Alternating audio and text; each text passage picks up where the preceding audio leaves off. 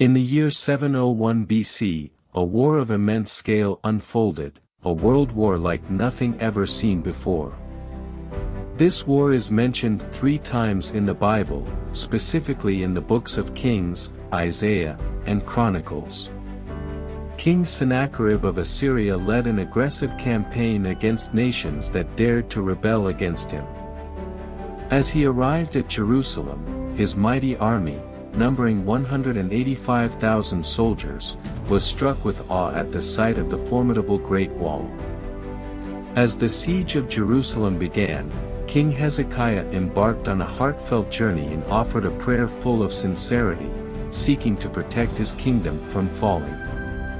And then, something truly astonishing occurred.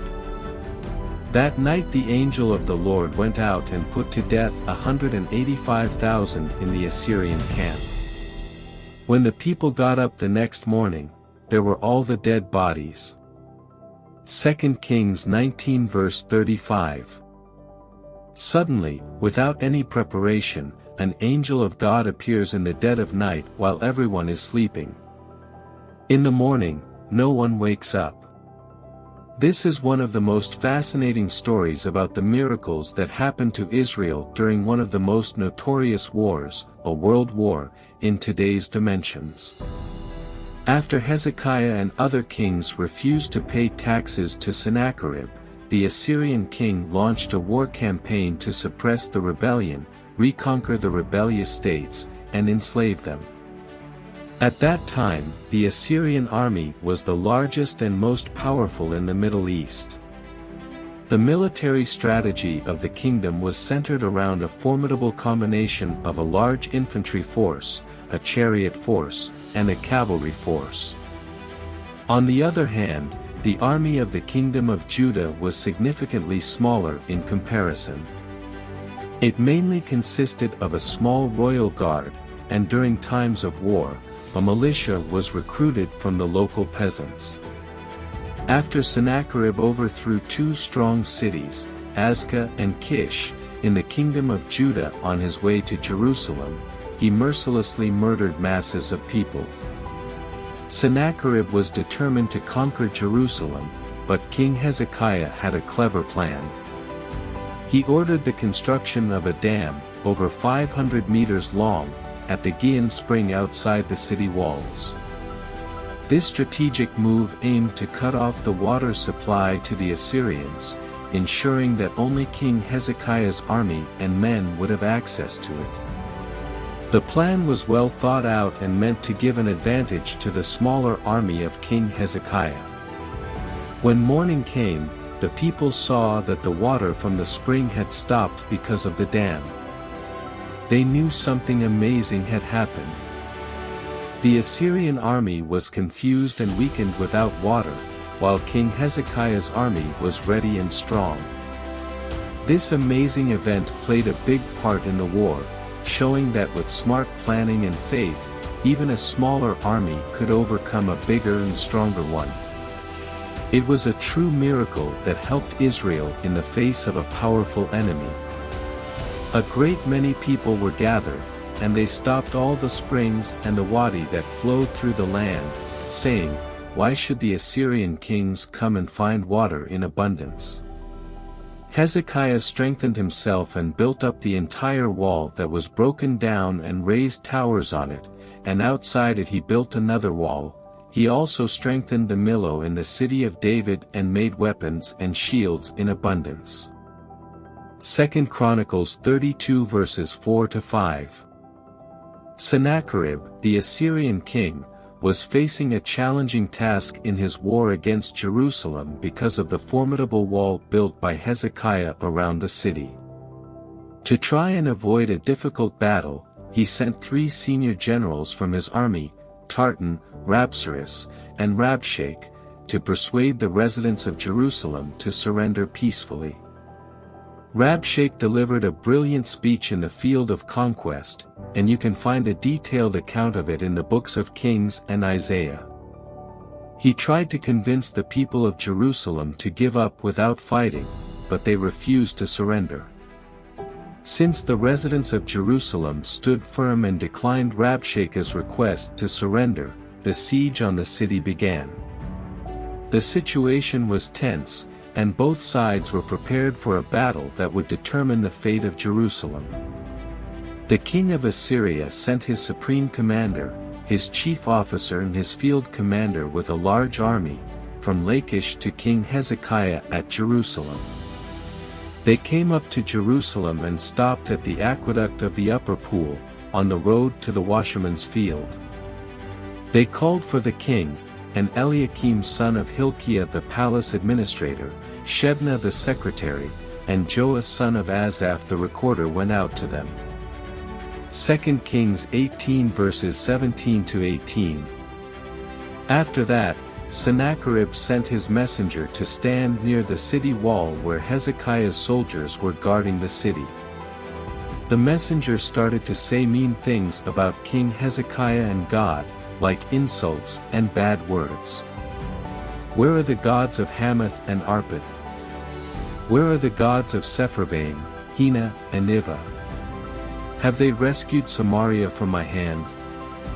Who of all the gods of these countries has been able to save his land from me? How then can the Lord deliver Jerusalem from my hand? 2 Kings 18 verses 34-35.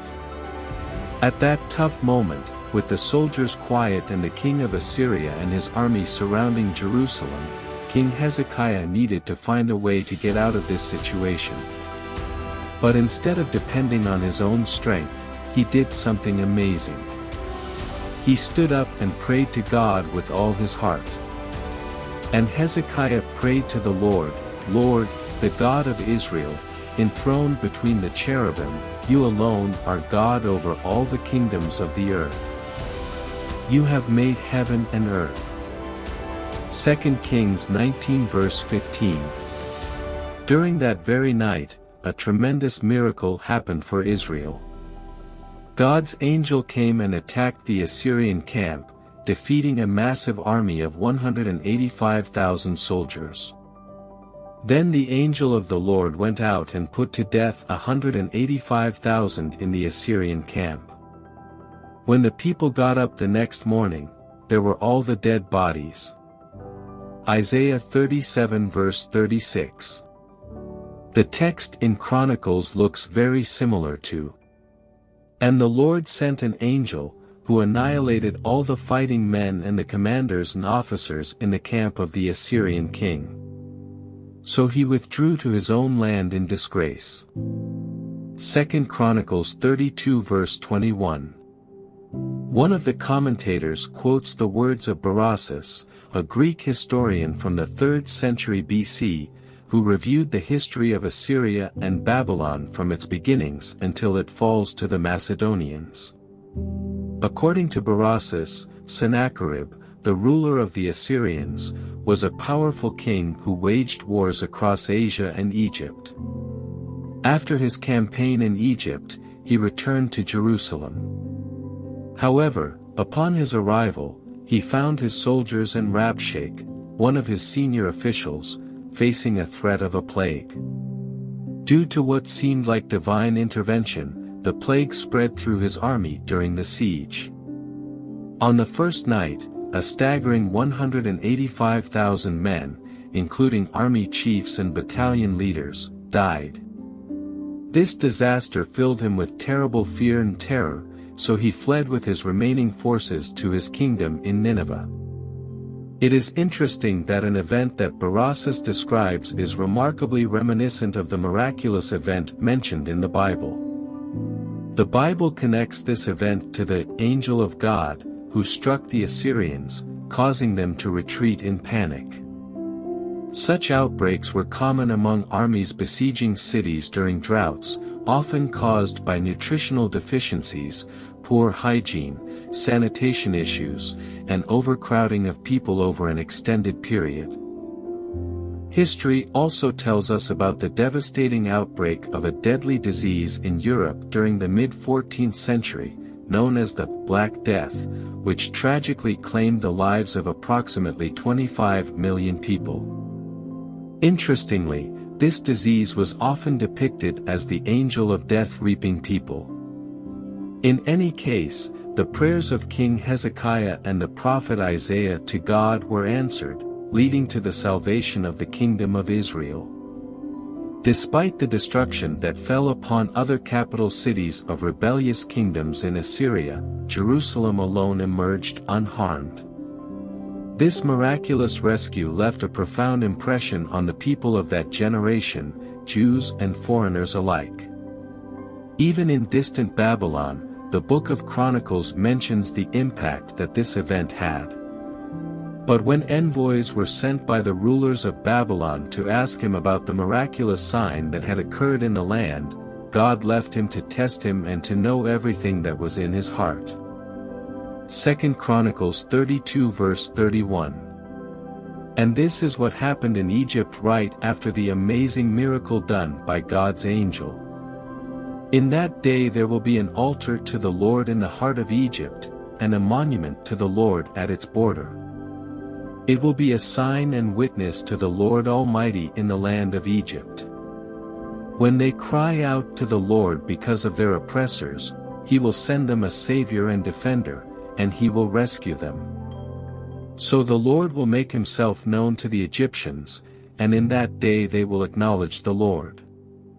They will worship with sacrifices and grain offerings, they will make vows to the Lord and keep them. Isaiah 19 verses 19 to 21. And what happened to Sennacherib? So Sennacherib king of Assyria departed, and went and returned, and dwelt at Nineveh. And it came to pass, as he was worshipping in the house of Nisroch his god, that Adramelech and Sharezer his son smote him with the sword, and they escaped into the land of Armenia. And Esarhaddon his son reigned in his stead. 2 Kings 19 verses 36 to 37. Thanks to the very caring prayers of King Hezekiah and the prophet Isaiah, God rescued Israel from the powerful army of Sennacherib. We hope you learned something new today. If you did, give this video a like and share it with your friends. And don't forget to subscribe to our channel for more informative and entertaining content. See you next time.